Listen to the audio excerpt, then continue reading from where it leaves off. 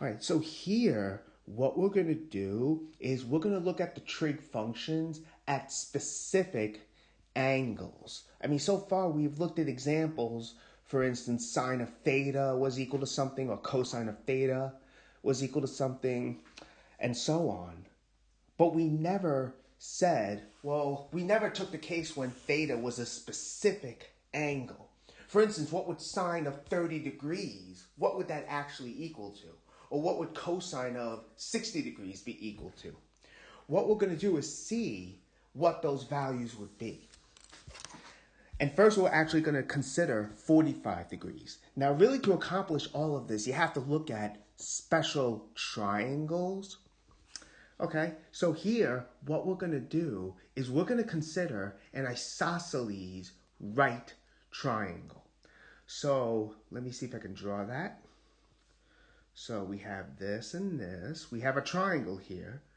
It's a right triangle, but again, it's isosceles. So this is our right angle, and this side is equal to that side in length. And what we're also going to do, is assume both of these sides are length 1. We're just assuming that, okay? I mean, really, if you went through the calculation that I'm going to go through, you could actually take those side lengths to be anything. And the trig function values will be the same. Mostly because the triangle you would end up with would be what's called a similar triangle. But that's a different story.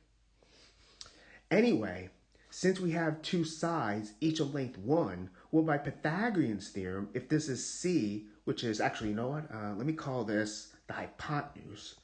So that's what it is. That's what I've been doing. So we have HYP, okay? Well then, by Pythagorean's theorem, HYP, the hypotenuse, squared is 1 squared plus 1 squared. And of course, that's equal, let me smooth this up, equal to 1 plus 1, which is 2. So in other words, the hypotenuse squared is equal to 2. So hypotenuse itself must be the square root of 2. So our triangle then looks like this. So again, this is our right angle. Here's 1, 1. So this length is radical 2. Now you might be thinking, wait a minute, what does this have to do with 45 degrees? Because again, I said we were looking at the trig functions of 45 degrees. Well, since this triangle is isosceles, that is, since these two sides are equal, these two angles must equal each other. Well, if this is 90 degrees, that forces these two angles to be 45 degrees each.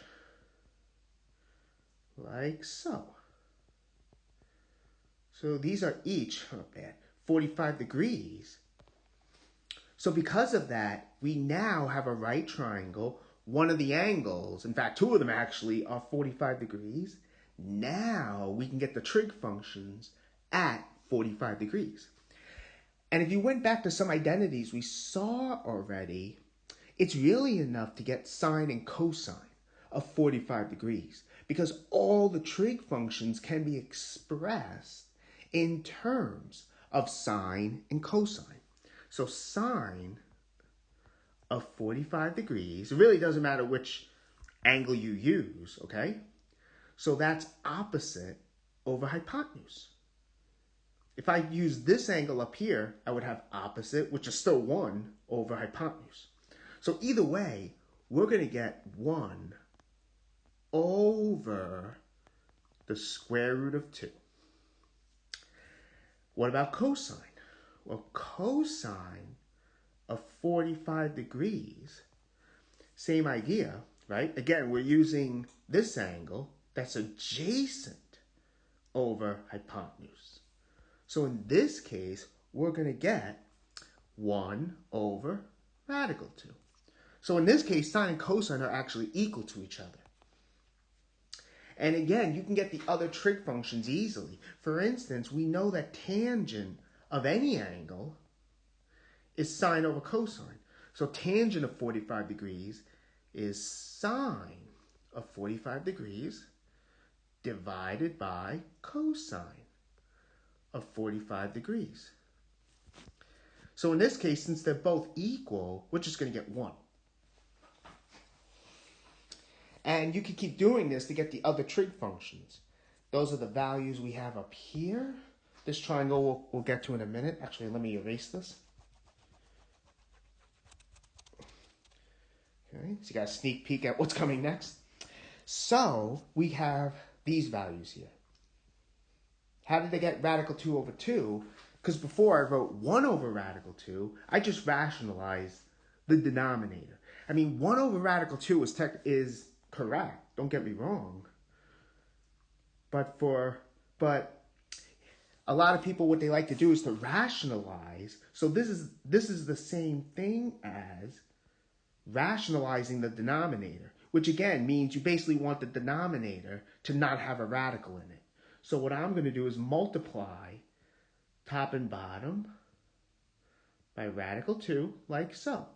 And that's going to give us 1 times radical 2 divided by radical 2 times itself. So radical 2 squared. And by our basic properties of radicals, square roots, well, in this case, same thing. Square root of 2 squared is just 2 itself. And on top, we just get the square root of 2. So these answers are the same as what we just got.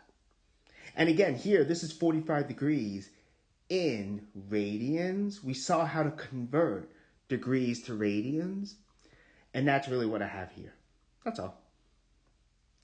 Okay, now what I'm going to do is, let me just fix that. What I'm going to do now is we're going to look at sine of 30 degrees and cosine of 30 degrees and so on.